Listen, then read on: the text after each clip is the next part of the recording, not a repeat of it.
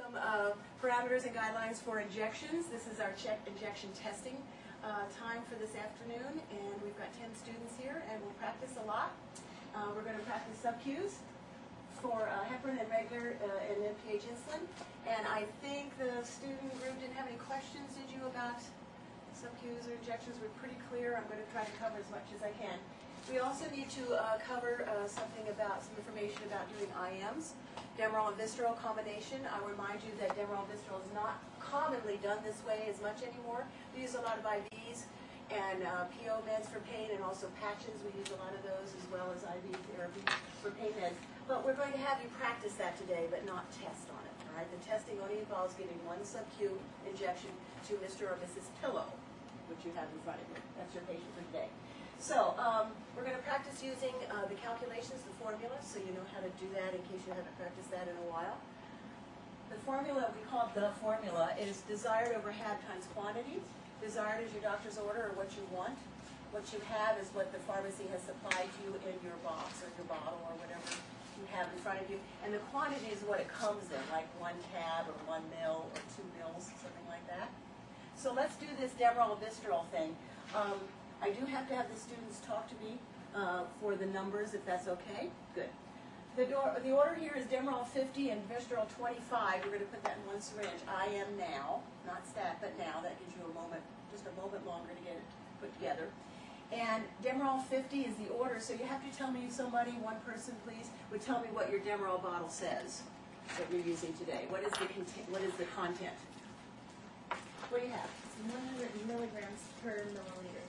Okay, so we desire 50, right? And what is that, Tracy? 100 milligrams. We have 100 milligrams per 1 ml. Okay, that's how you work it. The idea is that the milligrams cancel, gives you your answer in milliliters, and that's what we want. Okay? It's real important you know that quantity because it may be 2 mils or 5 mils or some other kind of quantity.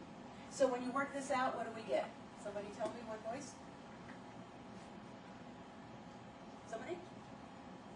What is this? Okay, so 1/2 or 0.5 mils. I will remind you that in this, of course, we teach you to put leading zeros, always and forever, all right? If there's a decimal, it's always a leading zero. So we're going to draw 0.5 of the Demerol. Now, Vistaril, we've been ordered to give 25 milligrams. Somebody tell me what's in your bottle for Vistaril, please?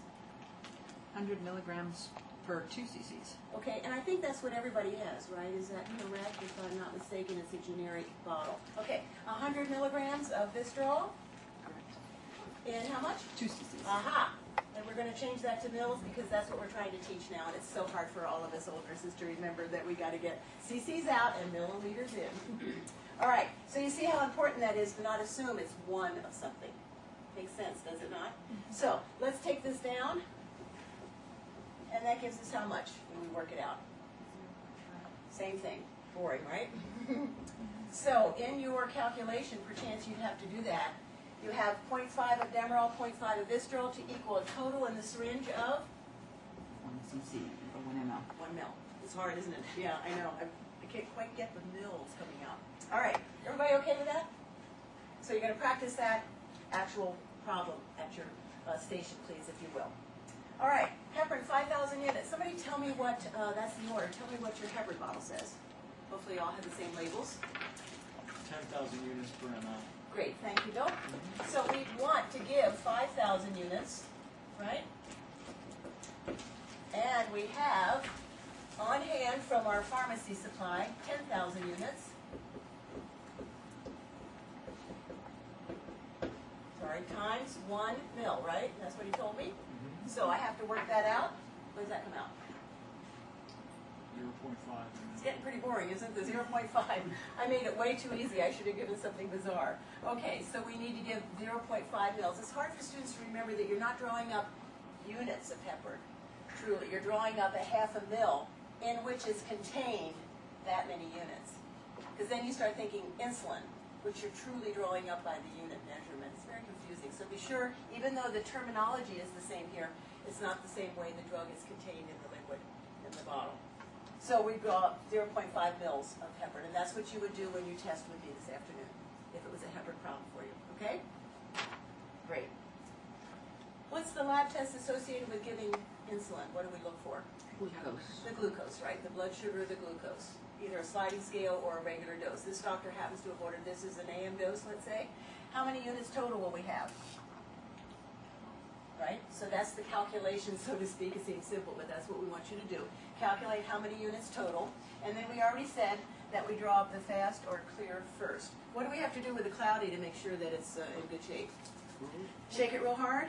No. No, because a bubble in there could actually change the difference in units, the difference in how many units you draw up. So you either roll it or edge it up and down slowly. All right? Great. So that's all you would have to do for that. Any other questions can you think? If it's okay, Terry, we'll take questions just individually before you practice a little bit. Yes. I forgot when you had drawn up your .02 millimeters of air. Okay, .02. Tracy has a good point. .02 is usually considered an airlock. And we use that sometimes, for sure, when we use Z-Track. Not very often we use IMs. Most nurses don't consider that a big deal anymore. The needles are so fine and thin. For Z-Track, definitely, because you can get all the drug. The idea is that little bit of air pushes the rest of the drug out of the needle into the skin, so you're not dragging it out through the skin. Remove the needle. But not too often done in regular IMs. Not too often at all. And sub-Qs, no. You definitely don't put an airlock or any extra air in the insulin. You can change the insulin dosing. When you draw up heparin or insulin in most hospitals, what do you have to do to make sure you got the correct dose? What do you do?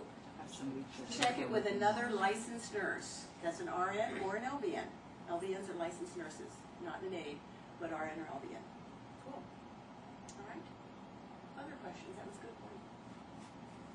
Okay, yes, ma'am. I don't know if you answered this already, but for testing purposes, are we, because I learned my dimensional analysis. That's absolutely fine. Yeah, you can use formula, dimensional analysis, or ratio proportion, my unfavorite one. Everybody picks one and then sticks with it pretty much. Whatever you're comfortable with, as long as you get the right answer, we're happy to support whatever you want to use. Okay? Because you folks will have a math test. Do you get one as well? Of course, why am I thinking otherwise? So you do want to get used to doing calculations, even though we don't have to so much in the hospital. Yes, ma'am. Can you go over putting the air in the insulin? Sure, yeah. I'll just mimic it. In fact, she has real small insulin bottles, so I'm going to pull them out like this, okay? So Terry can see. I won't do it through, I'll just mimic it for you, okay? So I know my order, right? And I just like, I tend to do things on right-handed, so I'm going to put my regular on my right-hand side. That's just me. If you get a system, sometimes it keeps you consistent. And I'm going to wipe off both sides. And then I'm going to draw up how much air I need for NPH and put that in this way, not this way, because I don't want to contaminate my needle. I put the air in, come out, right? Get more air, 4 units, I believe. Put it in, then flip it over, right? Pull out my regular. And it's better, these are really hard to see, the top of that black, so if you pull it past where you want and then go back, it not only loosens the plunger a little bit to make it easier, it doesn't stick, but then you can really eyeball it, because these are pretty small, no matter if you're young or old. It's just hard. So then I take it directly out of the regular, and as long as I haven't turned my back, I don't have to swab this again. I go directly in, pull this up like this, and then I slowly go to my total of 12. I can't push back in, right? And then I recap. We don't scoop anymore. We have to recap now carefully. And then I take my alcohol and my med sheet. So that's the only other thing I wanted to mention before we start practicing is in all the hospitals and in nursing school as well, you must have your med sheet with you as well as your medication. Because how would you check something against the band? You have to have something. So your name and your medical record number should match the patient's armband. Okay? Those are the 2 most important patient identifiers. Every hospital requires you to do that. Some also add date of birth, but we really prefer you use the last name, medical record number. If you're not sure, you can ask them more information like date of birth, that kind of thing. Room number, never. We change them so fast, it's impossible to keep track.